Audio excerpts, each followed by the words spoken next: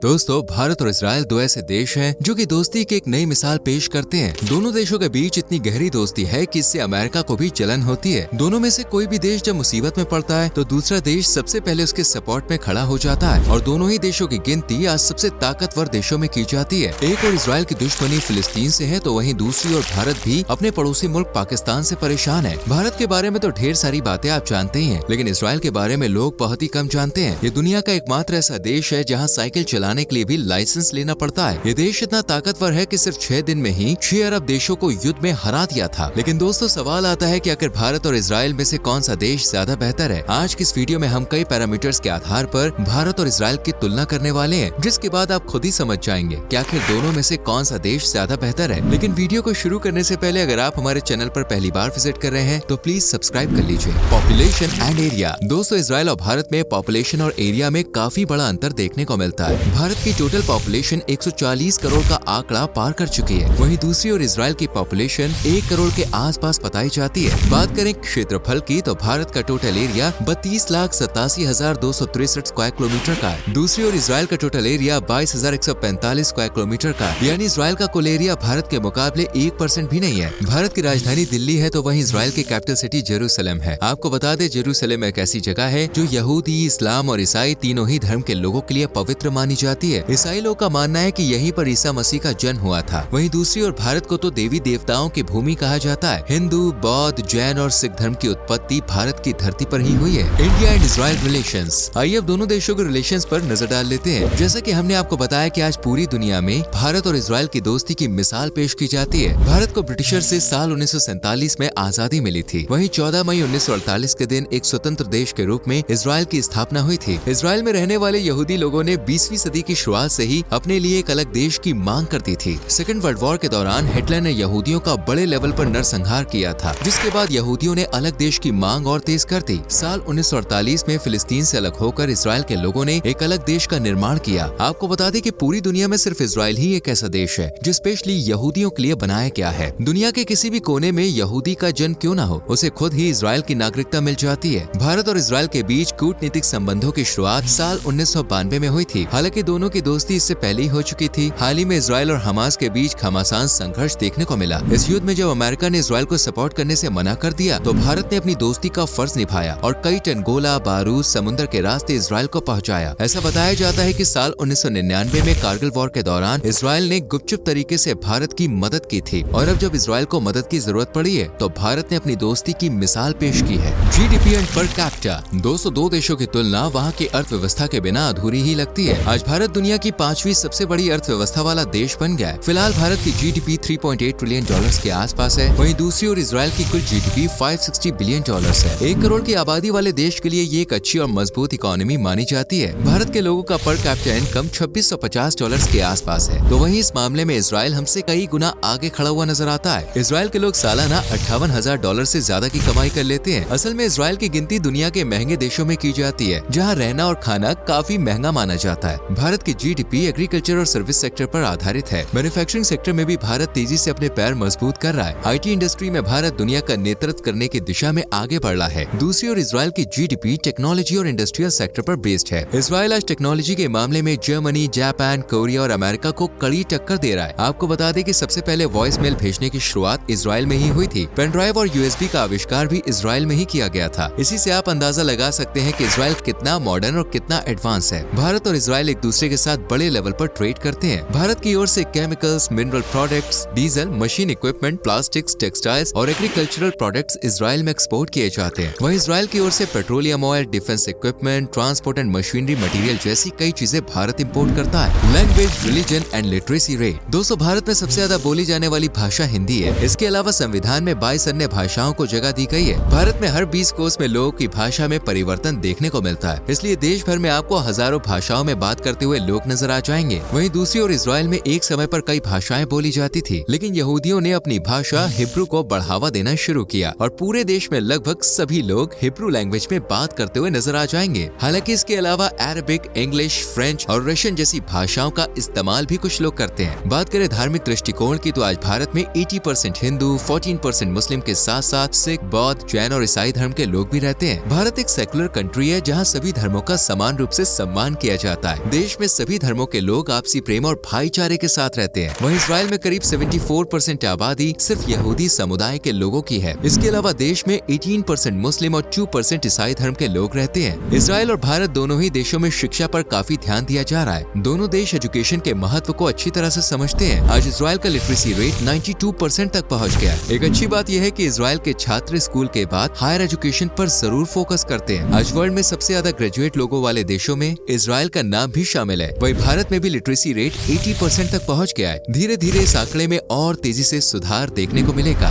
Defence budget. दोस्तों, एक नजर दोनों देशों के डिफेंस बजट पर भी डाल लेते हैं। आज भारत और इजराइल दोनों ही ताकतवर देशों के लिस्ट में आते हैं। भारत हर साल $75 बिलियन अपने डिफेंस सिस्टम को मजबूत करने के लिए खर्च कर रहा है। वहीं इजराइल का डिफेंस बजट $25 बिलियन के आसपास रहता है। इसके अलावा $10 से $15 की मदद इजराइल को हर साल अमेरिका से भी मिल जाती है। अमेरिका इजराइल के पैसों के अलावा आधुनिक हथियार भी सप्लाई कराता है। हालांकि पिछले कुछ समय में इजराइल ने अपने देश में भी एक से बढ़कर एक आधुनिक हथियार बनाए हैं और इजराइल कई देशों को आर्म्स की सप्लाई भी कर रहा है। दोस्तों, भारत की तरह ही इजराइल भी एक न्यूक्लियर पावर वाला देश है। भारत के पास करीब 170 परमाणु हथियार हैं, तो वहीं इजराइल के पास करीब 80 न्यूक्लियर वेपन्स हैं। आपको जान के हैरानी होगी कि साल 1967 में इजराइल ने सिर्फ 6 दिनों में अरब देशों को धूल चटा दी थी। असल में जून 1967 में Egypt, Syria, Iraq, Jordan, Saudi Arabia और लेबनान ने मिलकर इजराइल पर हमला करने का प्लान बनाया था। इजराइल को पहले ही हमले की जानकारी मिल गई थी और वो भी पूरी तैयारी में था। ऐसा लग रहा था कि युद्ध बहुत लंबा चलेगा, लेकिन सिर्फ 6 दिनों में ही अरब देशों ने अपने हथियार डाल दिए और इजराइल की जीत हुई। इस युद्ध को इतिहास के पन्नों में 6 डेज वॉर के नाम से जाना जाता है। इस युद्ध के बाद इजराइल ने बता दिया था कि उन्हें छोटा और कमतर आंकने की भूल नहीं की जा सकती। दोस्तों, इजराइल में अनिवार्य मिलिट्री सेवा का नियम लागू है, यानी देश के सभी लोगों को 2 साल के लिए मिलिट्री में सेवाएं देना अनिवार्य है। आज इजराइल में महिलाओं को भी पुरुषों की तरह मिलिट्री ट्रेनिंग दी जा रही है। Some fun facts about Israel. दोस्तों, भारत के बारे में अब तक हम कई वीडियो में बात कर चुके हैं। आइए फिलहाल इजराइल के बारे में कुछ रोचक बातें आपको बता देते हैं। ये एक ऐसा देश है जहाँ पर साइकिल चलाने के लिए भी लाइसेंस की जरूरत पड़ती है। इस देश में सुअर पालना गैर कानूनी है। इजराइल एक ऐसा देश है जिसका अपना खुद का सैटेलाइट सिस्टम है। इस देश के लोगों को सुशी खाना बहुत पसंद है। भले ये जापान का फूड है, लेकिन इजराइल में भी सुशी लोग चाव से खाते हैं। इजराइल में हर जगह आपको कॉफी कैफे खुले हुए नजर आ जाएंगे। यहाँ के लोकल कैफे की कॉफी का स्वाद भी स्टारबक्स की कॉफी से बेहतर होता है। साथ ही यहाँ पर लोगों को चॉकलेट खाना भी काफी पसंद है। मिल्क प्रोडक्ट्स का इस्तेमाल भी इजराइल के लोग बड़े पैमाने पर करते हैं। आज पूरी दुनिया की महिलाएं 0 फिगर पाने के लिए बेचैन है, लेकिन इजराइल में 0 फिगर पर बैन लगा हुआ है। महिलाओं की सेहत को ध्यान में रखते हुए ये नियम बनाया गया है कि अंडरवेट महिलाओं को इजराइल में फिल्म एंड फैशन इंडस्ट्री में काम तक नहीं मिलता।